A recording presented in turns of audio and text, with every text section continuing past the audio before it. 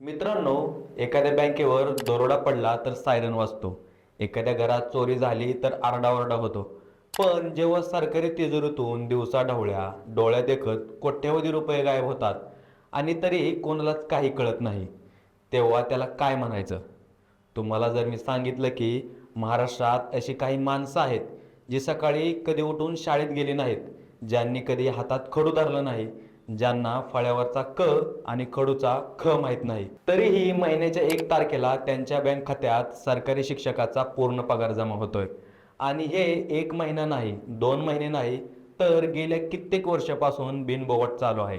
शाळा कागदावर आहेत, शिक्षकही कागदावर आहेत, पण वर्गात बघायला गेलं तर तिथे फक्त हवा आहे. सिस्टीम सांगते सगळं ओके आहे, पण प्रत्यक्षात जनतेच्या घामाचे 3,000 कोटी रुपये कोणाच्या तरी खिशात गेलेत. होय, तुम्ही बरोबर ऐकलं, 3,000 कोटी रुपये. हा आकडा माझा नाही, हा आकडा हवेतला नाही, हा आकडा राज्याच्या मुख्यमंत्र्यांनी विधानसभेत सांगितलेला आहे. हा आहे महाराष्ट्रातला हादरवून सोडणारा शालार्थ आय डी घोटाळा. चला बघूया कसं एक आय डीसाठी 20 ते 30 लाख रुपये मोजले गेले. कोण आहेत यामागचे मास्टर माइंड? उल्हास नरड आणि निलेश वाघमारे सारखे बडे अधिकारी यात कसे अडकले आणि 600 पैकी 550 शिक्षक बोगस कसे निघू शकतात? घोटाळा समजून घेण्याआधी आपल्याला हे समजून घ्यावं लागेल की शालार्थ म्हणजे नक्की काय भानगड आहे. बघा, पूर्वी शिक्षकांचे पगार व्हायचे ते रोखीने किंवा चेकने. त्यात खूप वेळ जायचा, मधले लोक पैसे खायचे. म्हणून सरकारने एक डिजिटल क्रांती केली. त्यांनी शालार्थ नावाची एक ऑनलाईन प्रणाली आणली. उद्देश एकदम पवित्र होता, शिक्षकांचा पगार थेट ट्रेझरीमधून त्यांच्या बँक खात्यात जावा, मधल्या एजंटांची साखळी तुटावी. सिस्टीम सिंपल होती. शाळेने शिक्षकाची माहिती भरायची, शिक्षण विभागाने ती तपासायची, एक unique Shalarth I D generate व्हायचा आणि एकदा हा आय डी मिळाला की त्या शिक्षकाचा पगार ॲटोमॅटिक सुरू व्हायचा. कागदावर ही योजना जगातील सर्वात सुरक्षित योजनेसारखी वाटत होती. पण आपल्याकडे एक म्हण आहे ना, कुंपण जेव्हा शेत खायला लागतं तेव्हा मालक काय करणार? इथेही तेच झालं. ज्या डिजिटल किल्लीवर आपण विश्वास ठेवला त्याच किल्ल्यांच्या डुप्लिकेट चाव्या चोरांनी बनवल्या होत्या. आता आपण येऊ या मुख्य मुद्द्यावर. हा घोटाळा नक्की झाला कसा? कारण हे समजून घेणं एखाद्या क्राईम थ्रिलपेक्षा कमी नाही आहे. साधारणपणे 2010-2011 नंतर सरकारने शिक्षक भरतीवर बंदी घातली होती. म्हणजे नवीन शिक्षक भरता येणार नाहीत. मग प्रश्न पडतो, जर भरती बंद होती तर नवीन शालार्थ आय डी तयार कसे झाले? इथेच खरी जादू आहे. या घोटाळ्यातील एजंट्सनी एक पळवाट शोधली होती. त्यांनी जुन्या तारखांमध्ये म्हणजे बँक डेटेड नियुक्त्या दाखवायला सुरुवात केली. म्हणजे काय, तर आज 2024-25 चालू आहे, पण कागदावर दाखवायचं की या शिक्षकाची नेमणूक 2010च्या आधी झाली होती. म्हणजे तो बंदीच्या कचाट्यात सापडत नाही. पण हे फक्त कागदावर करून चालत नाही. त्यासाठी शिक्षण विभागाच्या सिस्टीममध्ये एंट्री करावी लागते. आणि इथे एंट्री होते रेड कार्डची. तपासा, जे आकडे समोर आले ते धक्कादायक आहेत. एका बोगस शिक्षकाचा शालार्थ आय डी तयार करण्यासाठी 20 ते 30 लाख रुपये यांचा भाव ठरलेला होता. विचार करा, एका आय डीसाठी 30 लाख. हे पैसे कोणाकोणात वाटले जायचे? तर संस्था चालक जो खोट्या नियुक्तीचं पत्र देईल, क्लर्क किंवा डाटा एंट्री ऑपरेटर जो सिस्टीममध्ये ही माहिती भरेल, आणि शिक्षणाधिकारी किंवा उपसंचालक जो या फाईलवर अंतिम सही करेल. ही एक पूर्ण साखळी होती. एकदा 30 लाख रुपये दिले की तुमचं काम झालं. तुम्हाला शाळेत जायची गरज नाही, मुलांना शिकवायची गरज नाही. तुमच्या बँक खात्यात दर महिन्याला सरकारी पगार जमा होणार. आणि गंमत म्हणजे यातल्या काही लोकांनी तर त्या पगारावर लोन सुद्धा काढले.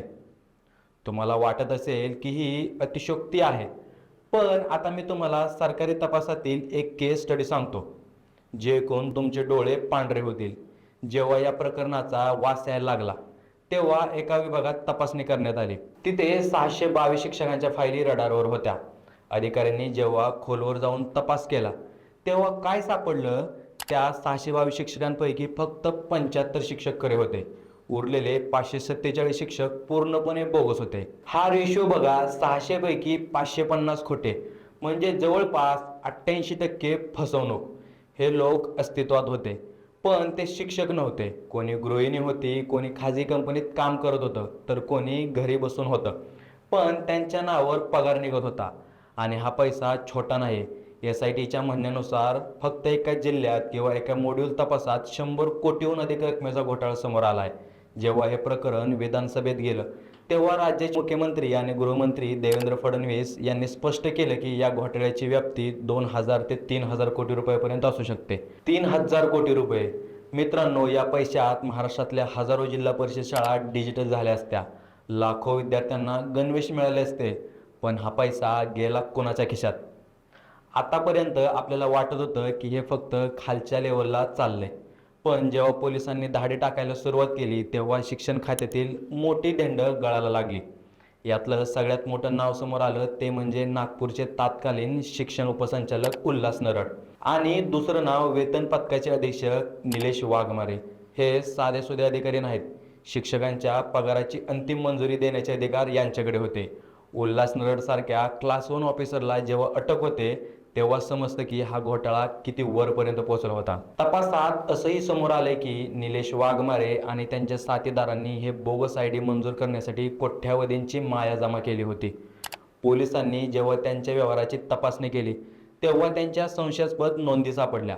सध्या हे लोक जामिनावर बाहेर आहेत किंवा न्यायालयीन लढाई लढत आहेत, पण त्यांच्या अटकेने शिक्षण क्षेत्रात खळबळ उडाली आहे. ती अजूनही शांत झालेली नाही. आणि हा घोटाळा फक्त नागपूरपुरता मर्यादित नाही.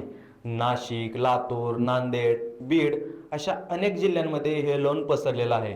जिथे जिथे खाजगी शिक्षण संस्थांचं पेव फुटलंय तिथे तिथे हा शालार्थचा बाजार मांडला गेला होता. या सगळ्या प्रकारात विलन कोण आहे हे आपल्याला कळलं, पण विक्टिम कोण आहे? पीडित कोण आहे? पीडित आहे तो सामान्य प्रामाणिक शिक्षक जो दररोज एसटीने प्रवास करून शाळेत जातो आणि मनापासून पोरांना शिकवतो. झाले का? या घोटाळ्यामुळे सरकारने आता सरसकट सगळ्यांचीच तपासणी सुरू केली आहे. गावासोबत किडा रगडला जातो. तसं जे खरे शिक्षक आहेत, ज्यांची नियुक्ती नियमानुसार झाली आहे, त्यांचे पगारही अनेक ठिकाणी थांबवले गेले आहेत. त्यांना आता स्वतःचं निर्दोषत्व सिद्ध करण्यासाठी कार्यालयाचे उंबरठे झिजवावे लागत आहेत. एका बाजूला ज्यांनी 30 लाख रुपये लाच दिली ते मजेत पगार घेत होते आणि दुसऱ्या बाजूला ज्यांनी आयुष्यभर ज्ञानदान केलं ते आता पेन्शन आणि पगारासाठी वणवण फिरत आहेत. ही या व्यवस्थेची सर्वात मोठी शोकांतिका आहे. मित्रांनो, हा घोटाळा फक्त आर्थिक नाही आहे, हा आपल्या मुलांच्या भविष्याशी केलेला खेळ आहे. जेव्हा 547 बोगस शिक्षक सिस्टीममध्ये असतात तेव्हा त्याचा अर्थ असा होतो की 547 वर्गांमध्ये मुलांना शिकवायला कोणीच नाही आहे किंवा तेथे कोणीतरी 1,000-2,000 रुपयांवर ठेवलेला अप्रशिक्षित माणूस शिकवतोय. या 3,000 कोटींच्या घोटाळ्याने आपल्याला काही गंभीर प्रश्न विचारले आहेत. आपण म्हणतो की ऑनलाईन झाल्यामुळे भ्रष्टाचार संपेल, पण शालार्थ घोटाळ्याने सिद्ध केले की जर माणसाची नियत खराब असेल तर तो कम्प्युटरलाही फसवू शकतो. आता हे घोटाळेबाज पकडले जातीलही, पण जे 3,000 कोटी रुपये गेले ते परत येणार आहेत का? त्या पैशाची भरपाई कोण करणार? शाळा म्हणजे ज्ञान मंदिर की नोटा छापायची मशीन? संस्था चालकापासून ते उपसंचालकांपर्यंत सगळ्यांनीच याचा बाजार मांडलाय का? सरकारने आता SIT नेमली आहे. तपास चालू आहे. रोज नवनवीन नावं बाहेर येत आहेत. पण जोपर्यंत यातील शेवटच्या आरोपीला शिक्षा होत नाही आणि गेलेला पैसा वसूल होत नाही तोपर्यंत हे प्रकरण असंच धगधगतं राहणार आहे. तुम्हाला काय वाटतं? या बोगस शिक्षकांवर काय कारवाई झाली पाहिजे? त्यांचे पगार वसूल करून त्यांना जेलमध्ये टाकलं पाहिजे का? तुमचं मत मला कमेंटमध्ये नक्की सांगा. आणि हो, जर तुम्हाला वाटत असेल की हा विषय हे सत्य महाराष्ट्राच्या कानाकोपऱ्यात पोहोचलं पाहिजे तर हा व्हिडिओ आत्ताच शेअर करा. तुमच्या एका शेअरमुळे कदाचित आणखी एखादा घोटाळा उघडकीस येऊ शकतो. शिक्षण वाचलं तर महाराष्ट्र वाचेल. भेटूया पुढच्या व्हिडिओमध्ये एका नवीन विषयासोबत. तोपर्यंत या बोलूया. धन्यवाद.